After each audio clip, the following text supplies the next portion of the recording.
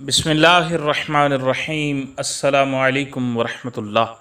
तमाम मुअज़्ज़ज़ सामईन व नाज़रीन को इन्फॉर्मेशन पॉइंट के प्लेटफॉर्म पर खुशामदीद। मुअज़्ज़ज़ सामईन व नाज़रीन, हमारी आज की वीडियो के अंदर हम जानेंगे क्या कुर्बानी की खाल बेचना जायज़ है। सामईन, अल-मुस्तदरक में इमाम हाकिम निशापुरी रहमतुल्लाह तआला अलैह ने रिवायत नकल की है कि रसूलुल्लाह सल्लल्लाहु अलैहि वसल्लम ने इरशाद फरमाया, जिसने कुर्बानी की खाल बेच दी उसकी कोई कुर्बानी नहीं। ये अल-मुस्तदरक में इमाम हाकिम निशापुरी की रिवायत है। रसूल करीम सल्लल्लाहु अलैहि वसल्लम ने फरमाया, जिसने कुर्बानी की खाल बेच दी उसकी कोई कुर्बानी नहीं। मज़ीद सामईन व नाज़रीन, कुर्बानी की खाल के हवाले से फ़िक़्ह हनफ़ी के मुताबिक कुर्बानी करने वाले को कुर्बानी की खाल बेचना जायज़ नहीं।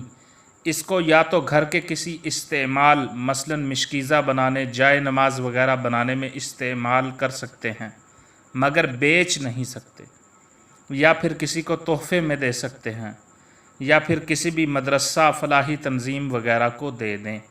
या तो घर में इस्तेमाल के लिए कोई चीज़ बनानी हो तो घर में इसका इस्तेमाल खाल का जायज़ है, बेचना इसको हरगिज़ जायज़ नहीं। मज़ीद यह कि कुर्बानी की खाल कसाई को उजरत के तौर पर भी नहीं दे सकते, किसी को तोहफ़ा दे सकते हैं, घर में इस्तेमाल कर सकते हैं, बेच नहीं सकते। या फिर किसी को तोहफ़ा दे दें या किसी फलाही तंजीम या मदरसे को दे दें, उजरत के तौर पर कसाई को भी ना दें।